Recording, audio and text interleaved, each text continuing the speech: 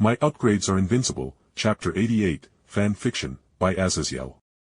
Bolts of blindness to blind it, bolts of gravity to make it weigh twice as much to itself to hamper its movements, bolt of thunder hearing to enhance its hearing by 500 times. All but deafening it. Bolt of the flooding runny noses, bolt of cookie bones that would turn the bones of whatever the bolt struck into brittle but delicious chocolate chip cookies. I was making as fucking many cursed giant bolts as I could think of. As well as upgrading my siege ballista, as I knew it simply couldn't actually deal with the fucking scales of the amphisbaena. Until I got a bit of an idea, seeing the many massive heads of the amphisbaena. I remembered Hera forcing the name Heracles onto me at the Donatus for curing materia and escaping her wrath, or more like her intentions. So, with several monster stones that belonged to flying monsters, along with some wings from the sonic bat, I upgraded the giant siege crossbow with far more power to send its bolts outwards. Along with the ability to partially enchant the bolts with a tracking ability.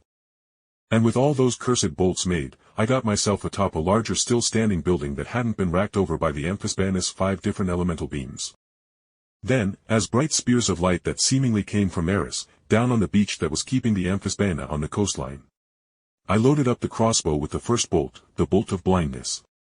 What even is my life? Trying to hunt a fucking kaiju with an oversized crossbow.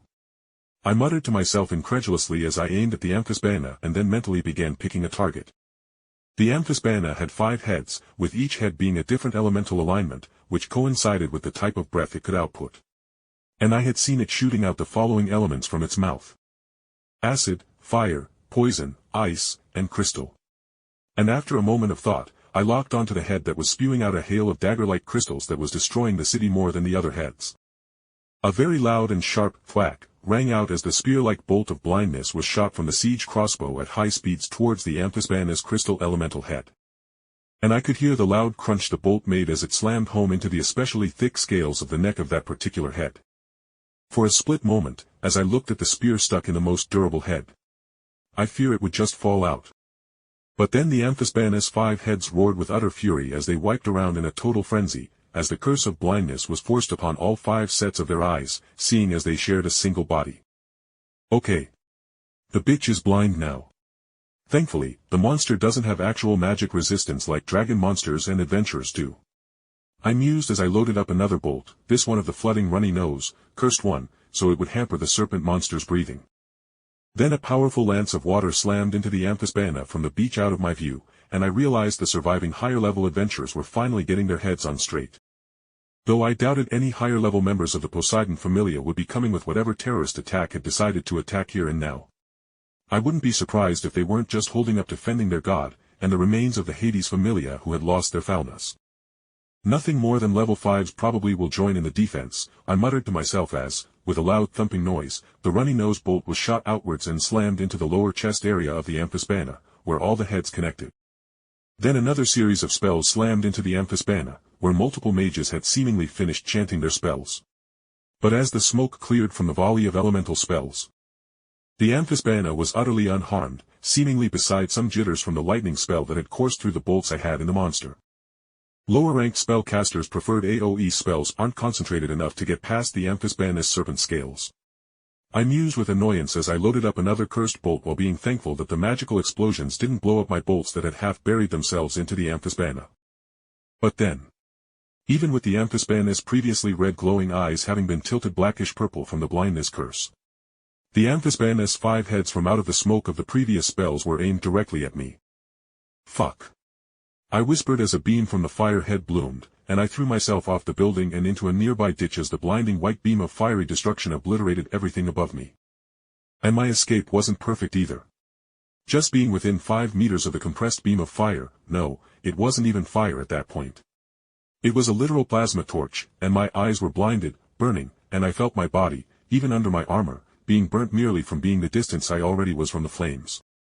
I quickly popped open and drank a healing elixir and then took out several large blocks of ice from my fusion space that loudly hissed as my superheated armor was flash-cooled from its previously scalding temperature. I can't take a direct hit or I am literally dead. For all that I have some decent fantasy armor, being under a welding torch can still cripple, if not kill me, through a variety of means, as even now I can feel how little oxygen is in the air where that torch was. I thought as I held in any squirming as my painful wounds healed up. But after a minute of healing, I got back up and grimaced, seeing the area was a blackened crater from where the beam had missed me, and looking at the amphisbaena in the distance, I grimaced as I knew the siege crossbow was destroyed.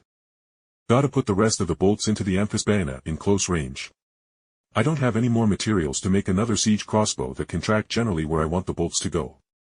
I thought, taking a deep breath as I made my way closer to the amphisbaena, where more of the city was destroyed and corpses of the inhabitants littered the streets where they couldn't get away. But as the amphisbaena was still stumbling blindly upon the beach, I could feel something. I could feel the sword array I had put around my property when I first moved here to Melon to keep monsters out. I grinned as I saw the very particular wood-summoning spell of the captain of the Ruckadavada Familia, who lived next door and had bound one of the mouths of the amphisbaena. Good job, Eleanor. Now let me help with that head. I muttered as I spent a good deal of my mana to forcibly expand the range of the sword array, and then with a scream of the amphisbaena, dozens of flying swords slammed home into the eyes of that head that Eleanor had bound in place momentarily.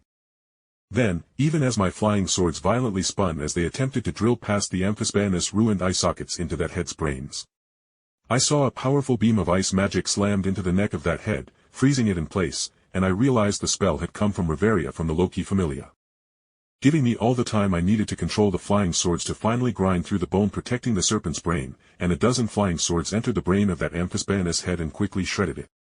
One head down. But my flying swords need to be replaced. I still need to get close to actually reach the sword array. I thought with a grimace before I steeled my heart and made my way back to the beach where the main battle would be taking place.